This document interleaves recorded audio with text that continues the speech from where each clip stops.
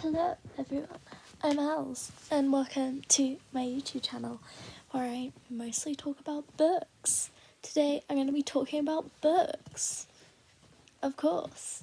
In particular, the first 50 books that I have read this year, because I've read 50 books now, so that's pretty fun. I think this is a decent enough place to prop my phone up, so it's going to be hit. Anyways, I have read 50 books so far this year. It's currently the 9th of April, so I don't know, that's pretty good going for me, because usually at the start of the year I read less than towards the middle and the end of the year. Especially, it's quite surprising how much I've read because of all the exam stress. Oh well. And yes, this is going to be a long video because I'm talking about a lot of books. I'm going through this from the earliest read to the latest read, according to whenever I put it into Storygraph. That's what I've been using this year to track the books that I've been reading. It's just pretty simple to use and it's got a pretty standard rating system. The first one on there, The Children of Jocasta by Natalie Haynes. I love this. I'm a huge fan of Greek tragedy, and when I heard that Natalie Haynes she does a lot of Greek mythology retellings, was doing one based on Greek tragedy, I was like, yes, I have to read this. I have to pick it up. As soon as I saw it on Waterstones, I got it. Even though it wasn't on the buy one get one half price thing. Now, that's when you know I really love a book. Oh, next one, Winter by Marissa Meyer. I loved this book crazy amounts. Crazy amounts. It's the fourth and final book in the Lunar Chronicles, which is one of my favourite series ever for books. It's a sort of retelling of a bunch of different princessy fairy tales, except there's space stuff, there's werewolves, there's cyborgs, there's androids, there's magic mind control powers, there's overthrowing a corrupt leader of the moon. It's a lot of fun and I absolutely love it. Then there's Hamnet by Maggie O'Farrell, which is very popular, so I thought, let's read it. We love Hamlet, we love Shakespeare, although this one was not about Shakespeare, which is quite interesting. It's about his family, and it doesn't actually once mention Shakespeare by name. Once. It's about his wife and his children as his son Hamnet falls ill. And I thought it was a good book. I thought it was good. Next I read Sweet Tooth by Ian McEwan. I didn't love this one. I thought maybe this could redeem my thoughts of Ian McEwan because I really didn't like Atonement, which is a book that I studied for A-level. This book did not do it for me. I did not love it. Next I read, quite a while back, I got a job lot of ex-library books. This is one of them. I read a book called The Sensorium of God.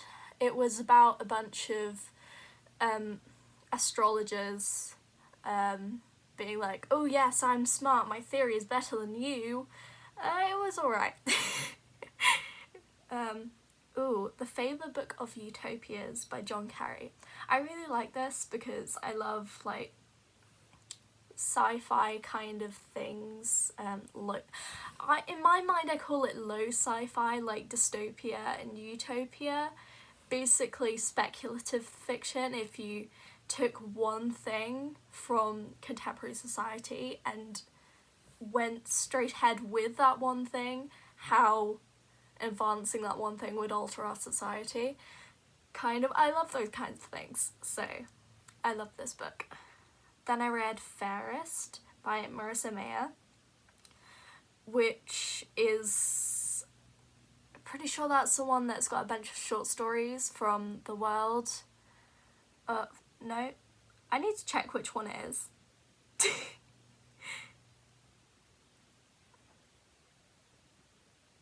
No, it's the other one. It's the one about the villain, the main villain from the series, from her perspective.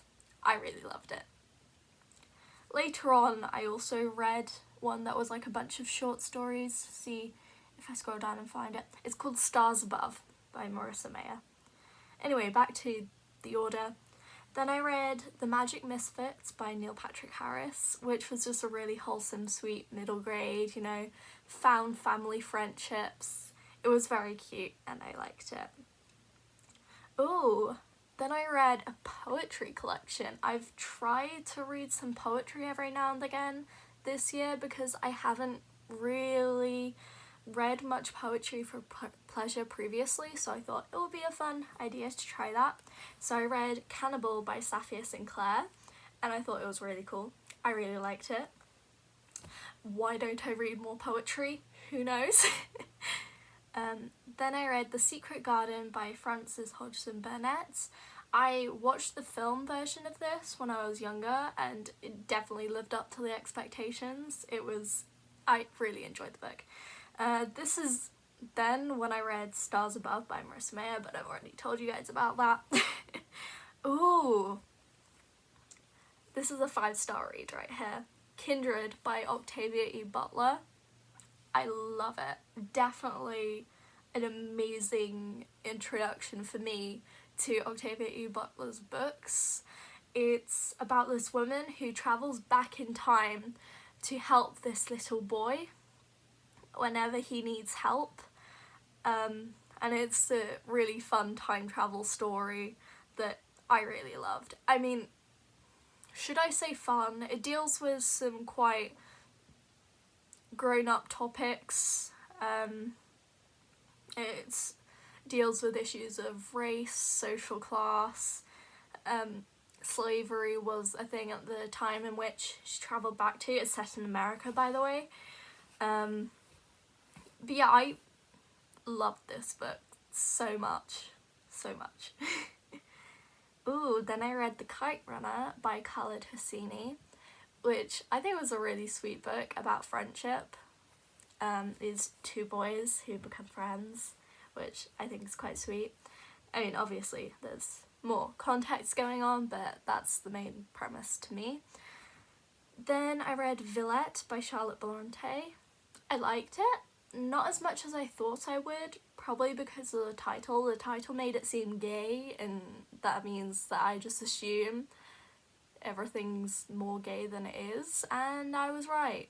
I assumed it was more gay than it was. It was not gay. Ooh, then I read A Clockwork Orange by Anthony Burgess, which is good. It was what I expected it to be. It's got some morally grey characters, well, morally dark grey characters, because, yeah, they kill people. Yeah, not the vibe.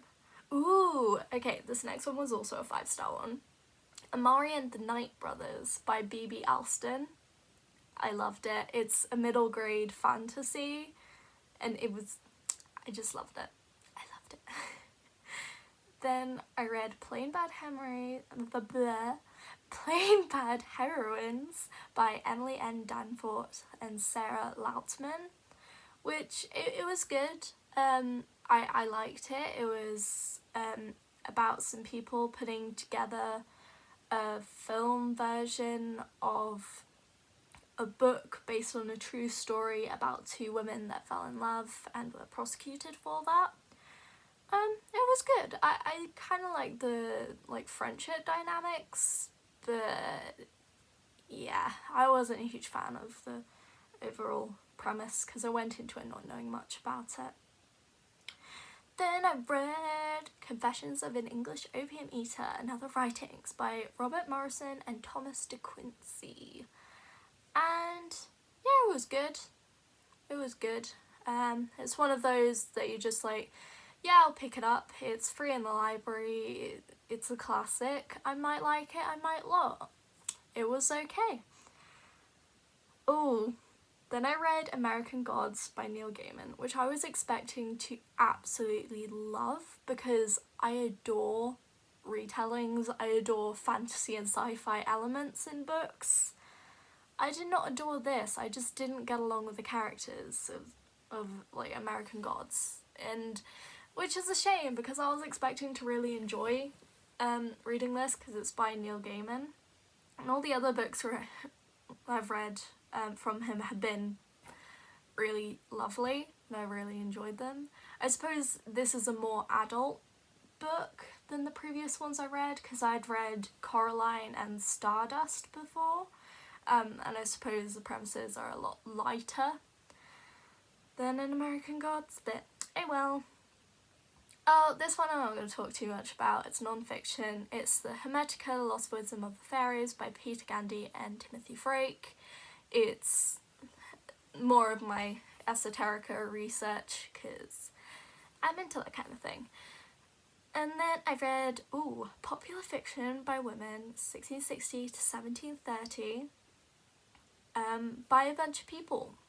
Like, a lot of people. It's an anthology. And I really love this. I absolutely love this. It was way more pro-feminist than I thought it would be. I thought it would be very sort of small c conservative, but it wasn't. It wasn't. It was quite fun. And a lot of it was about female liberation and making the best of whatever contextual situation you're thrown into.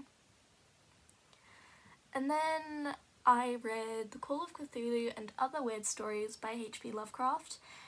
This is my first experience reading H.P. Lovecraft, and I was cautious going into it because I have heard that quite a few of he's a bit racist, so I made sure to be cautious when reading things and stay aware, and that meant that I didn't get too deep into and absorbed into the world.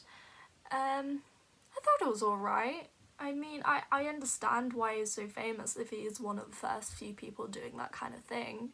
Not my favourite kind of sci-fi, but yeah, it was alright, yeah.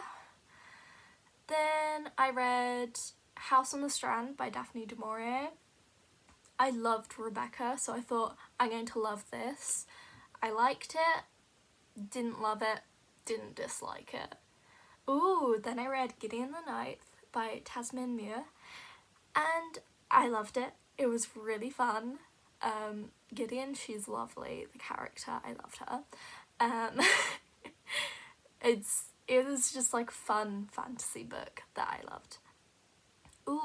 Then I read volume 1 of Berserk, aka I read a third of the big chunky Berserk 3-in-1 things, and oh my goodness, the art style is so detailed and it was amazing.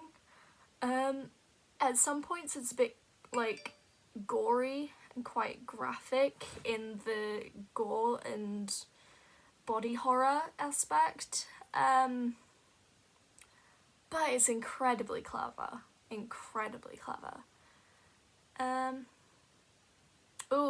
Then I read, what order should I put this in? Throughout different parts, I've read different volumes of Scott Pilgrim graphic novels, so that I could dress up as Ramona Flowers for Comic-Con, which is really fun. I had initially filmed a kind of vlog for that, but it's very incomplete, so if I do upload it, it'll be a short little clips from Comic-Con thing. So yeah, there's those things, and there are 6 altogether, so I counted each volume separately because they're separate books. So, 6 books.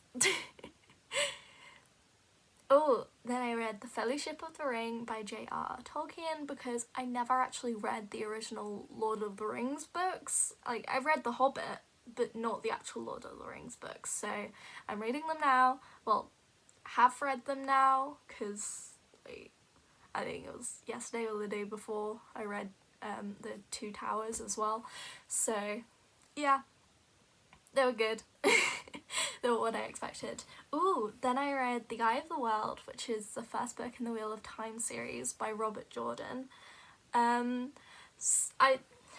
read this so that I could watch the series on Amazon Prime. I've only watched the first episode. I mean, it was good. I prefer the book, but you know me, I always prefer the books to the adaptions because I'm me, and I don't know, I'm probably just a bit pretentious. Ooh, then I read Ragnarok by A.S. Byatt, which is it's a novella, it's a very short book, but it's about this child in the war who's finding out about Norse mythology, and it's helping her get through the war and what seems like the end of the world to her, and sort of reflection of Ragnarok being the end of the world. And then I read Heartwood by Freya Robertson.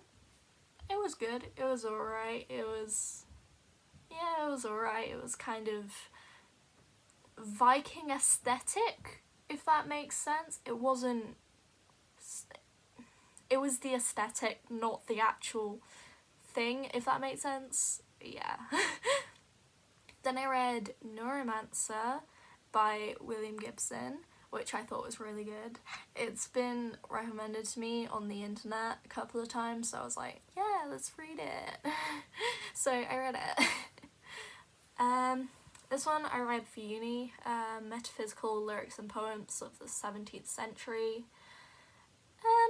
It was good. I ended up rating it as a 3.5 stars because there are some poets that I loved and some that I hated. Like, particularly, okay, there's this one poet that I don't like because he's just outwardly a huge misogynist. It's Andrew Marvell. He's a metaphysical poet, so don't like him. But some of the other poems were gorgeous, so I kind of rated it in the middle. Ooh, I also read a play called A Taste of Honey by Shayla Delaney, which was, I think it was sweet. It was a sort of play about a mother and a daughter and both their relationships, different people in their lives, and as they move into like a new flat, and I quite liked it. I thought it was fun. And then I read The Frogs and Other Plays by Aristophanes, which is a collection of like Greek comedies, which I'm not used to, but I loved it. Like ancient Greek texts, the one I've read previously are all tragedies, but I read these as comedies and I loved them. I wasn't expecting to, considering like how far back in time they were. I wasn't sure it would translate well, but I really enjoyed them. Then I read Don't Look Now and Other Stories by Daphne du Maurier. I still love her writing style, but I do think her writing's better suited to longer texts rather than short stories, so. Then I read The Busybody by Susanna Centlivre. I liked it. It was alright. I read this one for uni, so I did a couple of notes on it. So yeah, quite a lot of these in this section are for uni. Mother, Courage and Her Children by Brecht. I really enjoyed studying. It was quite fun. It's my favourite Brecht play that I've read so far. Cherry Orchard by Anton Chekhov. I didn't love it. I just thought, oh, that's rich people problems, can't relate.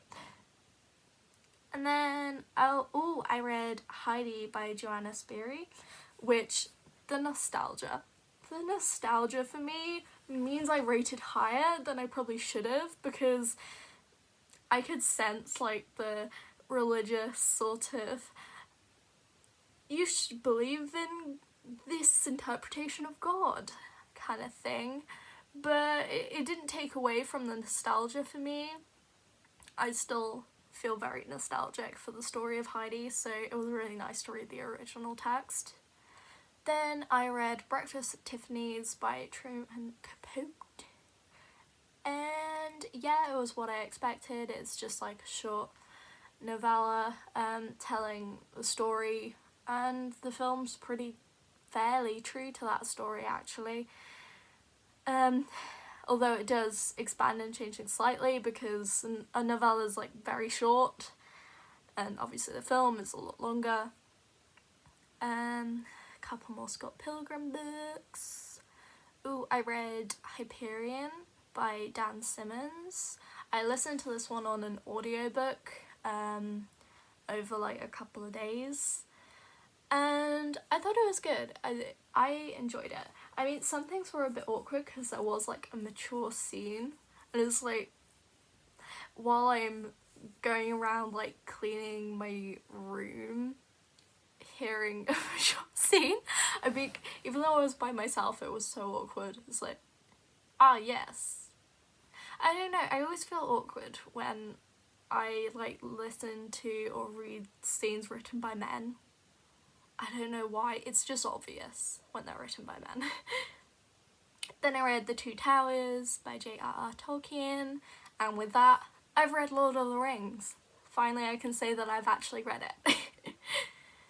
And then I read Murder on the Orient Express by Agatha Christie. This is my first book I've read by Agatha Christie, and it was good. It's not my typical genre, so I sort of jumped out of what I usually kind of read for this, but it was good. I liked it.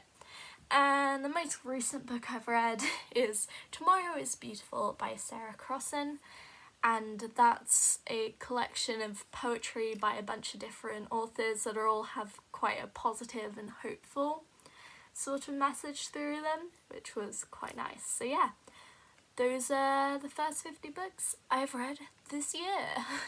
Thank you guys for watching me just chat about books again.